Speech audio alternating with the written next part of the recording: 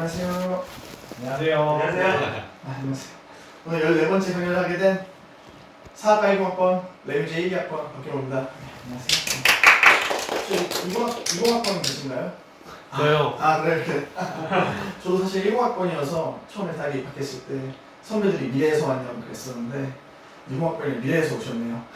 제 20학번한테 드리고 싶은 말은 금방 늙습니다. 조심하세요. 농담이고 추억 많이 쌓으시고 대학생활 재밌게 하셨으면 좋겠습니다. 저를 모르는 레뮤지안들을 위해서 저는 항상 강연 시작할 때 제 강연의 역사를 소개를 합니다. 저는 데뷔 강연에서 영화배우 알파치노를 소개했고요. 그 다음 강연에서 메뉴의 전 감독 퍼거슨의 리더십을 소개했고, 독립운동가 이회영 선생님을 소개한 적도 있고요. 또 국녀의 오해를 파헤쳐봤습니다. 또 정조를 좀 디스를 해봤어요. 정조를 인간적으로 싫어하진 않습니다. 정조를 좀 요구 조금 해봤고요. 그 다음 강연에서 유럽 축구 라이벌전을 다뤄봤습니다. 그 다음이 이제 명강연인데요. 당신의 신곡이었어요. 혼자 가냐? 그래서 이제 대학생활 인간관계에 대한 강연을 했었습니다. 예, 이제 그만해도 되는데 연료 이데올로기를 비판하는 강연을 했고요. 또 이 강연은 감이 잘 안 오시죠?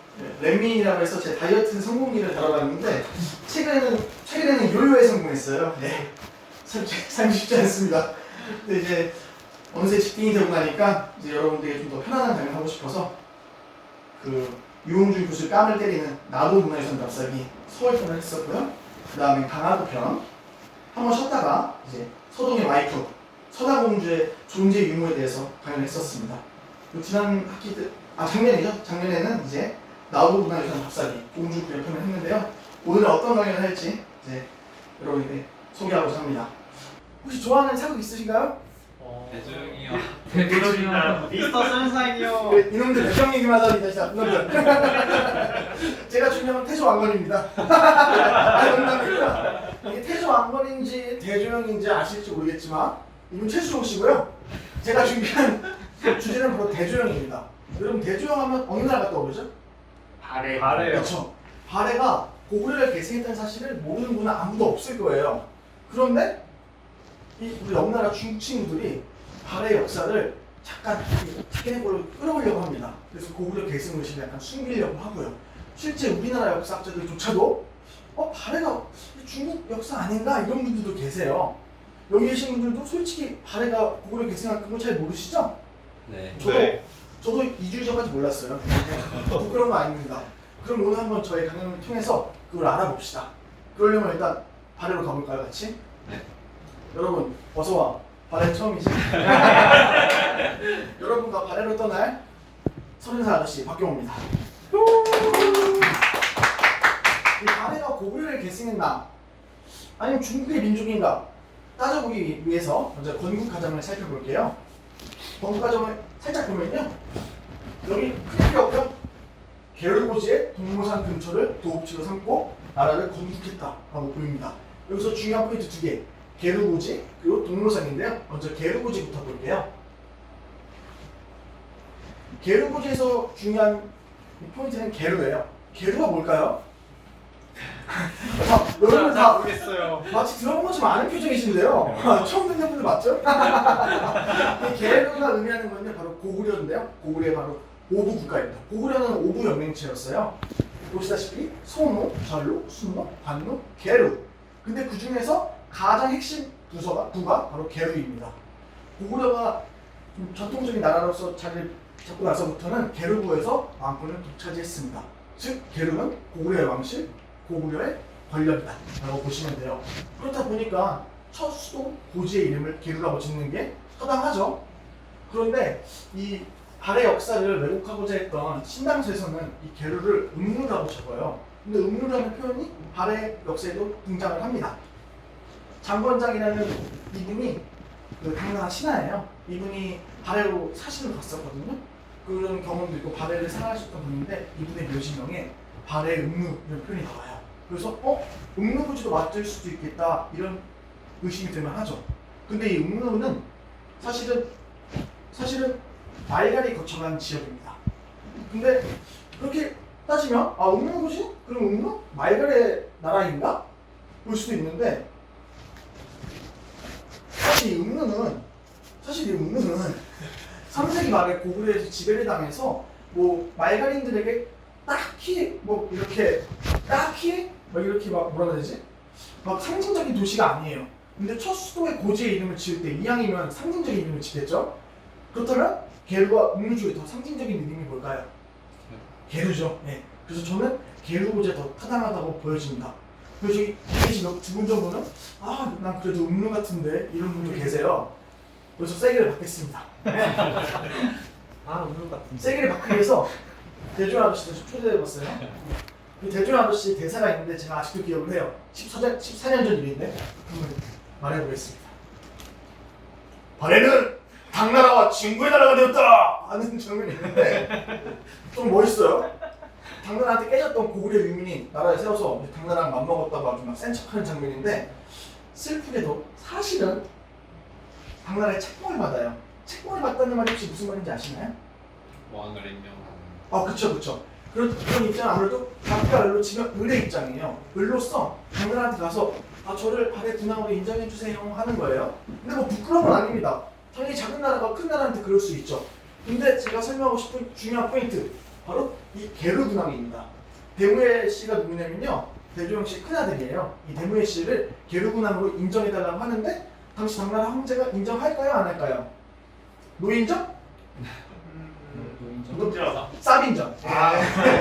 근데 만약에 이 대무의 씨가 시라고 좀 살아있는 것 같은데 대무의 님께서 고구려 출신이 아니었다면, 고구려 연관이 없다면 당의 황제가 굳이 게르 군왕을 인정해줬을까요? 그래서 아무래도 음루고지보다 게르 군왕을 벗어도 게르고지가 더 맞다. 즉 고구려 왕실과의 연관성이 더 있다고 보여집니다. 그리고 노래 좀 한번 불러주고 싶은데요. 게르에서 고려 향이 느끼... 죄송합니다. 노래 그만하겠습니다. 이 게르라는 표현이 고구려 말기에도 많이 나와요. 연개소문 아시나요 혹시? 네. 고구려 마지막 권력가라고 볼 수 있는데 연개소문의 큰아들이 천남생씨인데요. 천남생의 묘지에 게르 성업이라는 단어가 나옵니다. 고구려 왕실의 중성은 없죠. 이 게르라는 표현이 흔하게 쓰이던 고구려를 지칭하는 말이라고 보시면 됩니다. 즉 게르고지는 말가보다는 고구려와 가깝다 이렇게 보시면 될 것 같아요.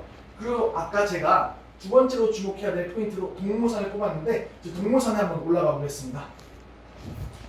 동모산은 발해의 첫 수도인데요. 뭐 특히 산이 멋있진 않아요. 뭐 산인지도 모르겠는데 여기서 중요한 점은 동모라는 이름에 주목을 해야 될 것 같아요. 동모가 뭘까? 동모가 뭘까요? 그 전에 대답하지 마세요. 아시는 분들이 많은 것 같아서. 여러분이 지읒과 이 디귿을 주목하실 필요가 있습니다. 과거에는요, 지읒과 디귿이 같은 음으로 쓰였어요. 그래서 보시면 용비어천가를 사진을 보시면 되는데요. 여기 빨간 동그라미 보시면 뭐라고 써있죠? 교코. 네. 도쿄 아닙니다. 네, 교코입니다. 이 교코는 조코를 의미하고요. 옛날에 노래도 보면 교치 좋아 이런 노래가 있는데 그거는 좋지 좋아 이런 거예요. 좋지 좋다, 좋지 좋아. 즉 디귿과 지읒은 같은 뜻이다. 그러면 지읒으로 바꿨을 때 지읒으로 시작하는 고구려의 위 여러분 다 아는 분 한 명 있을 거예요. 누구 있을까요? 지읒으로 시작하시는 분? 주어는. 맞아요. 석사과정 중이신가요? 뜻하시네요. 바로 주몽입니다. 주몽을 부르는 수많은 이름이 있어요. 저도 뭐 별명이 여러 개듯이 주몽도 이름이 여러 가지인데 주몽을 부르는 여러 가지 이름을 보시면 이게 주모, 추모, 동명, 추모, 동모 등의 이름으로 불려집니다. 즉 동모산의 동모는 주몽을 상징한다고 보시면 돼요. 근데 여러분들이 그렇게 생각할 수도 있죠. 900년대 중반에 살던 발해인들이 주몽을 어떻게 알아? 주몽이 누구야? 주몽에 대해서 뭐 존경하겠어? 뭐 충분히 의심할 만한데요. 고구려 말기까지 주몽은 하나의 신처럼 추앙을 받았습니다. 주몽 사당이 율봉성에 존재했었고요. 실제로 고구려 마지막 왕 오자왕은 당나라의 침략으로부터 주몽 신앙이 보여준다고 믿었습니다. 잘못된 믿음이었죠. 예. 신당. 그런데 이 의도적으로 고구려의 발해의 연관성을 끊으려고 하는 역사책인 신당서에서는 동모를 당나라 군대라고 표기해요. 근데 이 동모의 모자 한자를 소울음소리로 쓰는데 산의 이름에 소울음소리 잘 쓰진 않아요. 그런 산 이름이 한 번도 없거든요. 그렇게 치면 이 해석은 조금 좀 무리한 해석이다 싶습니다. 아무래도 동문은 중흥에 가깝지 않나 저는 그렇게 보여지고요. 그런데 이 고구려 발해를 고구려 계승한 것을 믿고 싶지 않은 사람들에게 아주 좋은 소식이 하나 터졌습니다. 아버지 이름이 걸걸 중상이에요. 이름이 약간 좀 우리 코리안 이름 좀 아닌 느낌이죠. 네. 여기 중에 걸걸씨 계신 분 없잖아요. 그래서 네. 박경호, 윤창호, 걸걸 장난 아니잖아요. 네. 근데 드라마에서는 대중상으로 나와요. 그래서 드라마 보신 분들은 대중상 씨 기억하는데 사실 많은 역사서에서 대중상으로는 걸걸 중상으로 기록되고 대중상으로 기록된 건 발해 건국 이후에 대조영으로 이름 지은 이후에 대중상으로 많이 나옵니다. 그래서 아버지는 걸걸 중상인데 아들은 대조야? 그래서 이런 의식을 가졌죠 사람들이. 네, 사장님 실례지만 어디 되십니까? 네, 영화 한 장면처럼 의심을 가질만 해요. 거기다 의심에 약간 쐐기를 박는 말갈 리더 이름이 걸사비우예요. 걸사비우, 걸걸중상. 이거 걸걸중상도 말갈 냄새가 좀 나는데 뭐 그럴 수 있죠. 충분히 이해해요. 그런데 역사학자들 일부께서는 고구려 인민이나 말갈 인민이나 이름이 정확히 남아있지 않다고 해요. 그래서 걸사비우나 걸걸중상이라는 이름이 꼭 말갈의 이름이라고 볼 수도 없고 성을 혹시 여기 성씨가 없는 분 계신가요? 없죠? 그럼 옛날에는 이 고대시대만 해도 성이 없는 분들도 계시기 때문에 성이 없고 성이 독특하다 해서 꼭 말갈인이라고 볼 수만은 없습니다. 그리고 제가 존경하는 김기훈 교수님께서는 해석하실 때 함께 생활하면 동화되었을 거라고 보고 계세요. 제 친구들 중에서도 보면요, 겨우 1년 교환학생 갔다 오고서 이름 뭐 제나 제니 하면서 외국인 쪽 사는 분들 계세요. 여기처럼 아마 30여년간 말갈인들과 같이 지냈던 이 대조영 세력이 말갈인스러운 이름을 지었을 수도 있다고 보여집니다. 그래서 뭐 걸걸중상이라는 이름 때문에 대조영의 출신은 꼭 말갈이라고 보기에는 약간 어려움이 있다, 이렇게 봐주시면 좋을 것 같아요. 다음으로 그러면 대조영이라는 이름은 그럼 좀 어색하잖아요. 아버지 이름이랑 친구들 봤을 때 이 대종이라는 이름은 왕이 된 후 지은 이름입니다. 왕인데 그래도 좀 이름이 좀 깐지가 나야죠. 왕인데 이름이 좀 춘식고 춘자 이름 좀 그렇잖아요. 그래서 왕이 된 후 좀 멋있게 지은 이름인데 이 이름을 교수님께서 해석하시기에는 위대한 천자의 영광, 그러니까 천자의 영광을 받은 자라는 뜻인데 천자가 뭘 의미할까요? 하늘의 아들. 예. 이따 가 써주겠습니다. 천자는 바로 하늘의 아들. 하늘의 아들하면 누가 떠오르죠? 아까 나왔던 화일 달순 아저씨. 주몽이요. 그렇죠. 주몽.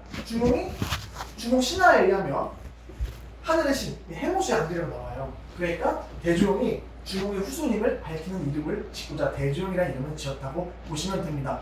대조영의 본명도 아마 걸걸 어쩌고저쩌고 쓸 거예요. 네. 근데 아마도 이 대조의 이름을 통해서 주몽을 계승하고자 했음을 밝혔다고 볼 수 있습니다. 그리고 주목할 점이 고려 별종이라는 표현이 있어요. 신당서 이전에 신당서가 1050년쯤에 지어진 책이고 950년쯤에 부당천한 책이 펼쳐졌는데 거기 고려 별종 대조영이라고 나와요.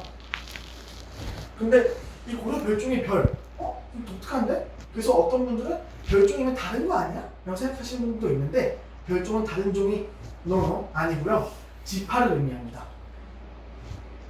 고구려에 좀 약간씩 달리고 좀 혼혈 좀 있겠지만 결과적으로 이 고려 별종이라는 것은 고려 종이 아니다가 아니라 고려 종의 조금 독특한 존재라고 보시면 될 것 같아요. 뭐 이런 표현이 거라별종 이런 식으로 쓰인 적이 있거든요. 근데도 그게 다른 종을 의미하진 않아요.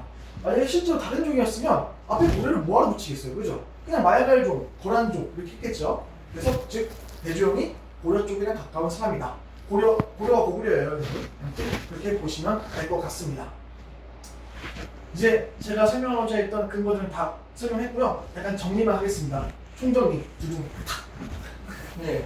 계루고지요. 계루구나. 이 계루는 다시 설명하지만 고구려 왕실 부족을 의미한다. 두 번째, 동물산의 이름은 주몽을 의미함으로써 주몽 고구려를 계승하고자 했다.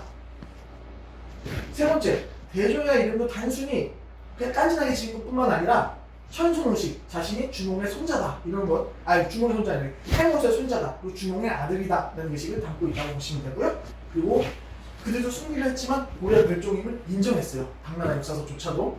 그러니까 대종의 뿌리는 아무래도 고구려에 가깝게 있다라고 보시면 될 것 같습니다. 근데 약간 얄미운 이 신당서에서는 약간 소수민족 중국의 역사를 보고 싶어해요. 그래서 발해와 고구려의 연결고리를 일부러 좀 끊으려고 하고 있죠. 그래서 계루를 아까도 말했듯이 음루동, 그리고 동모산의 동물은 주몽이 아니라 동무궁대로 해석을 하고요. 그리고 출신지 고려별종을 안 밝히고요. 그냥 쓱 대조영이다. 아니면 어떻게 말하냐면 말갈비 걸사비유랑 대조영 이런 식으로. 근데 한 번도 제대로 대조영이 말갈비라고 나오는 책은 별로 없어요. 그런 걸 봤을 때 대조영 이 친구가 아무래도 고구려의 피가 살짝 흐르지 않나 이렇게 보고 있습니다. 근데 말갈비도 상관없다고 봐요 저는. 발해 공국 집단이 아시다시피 고구려 유민과 말갈비잖아요. 저 근데 그 두 세력조차 다 고구려에 대한 정체성을 갖고 있다고 생각합니다. 뭐 지금 한국에 계시는 뭐 필리핀계, 베트남계, 미국계 어느 나라계는 다문화 가정의 한국인들도 정체성은 한국인이잖아요.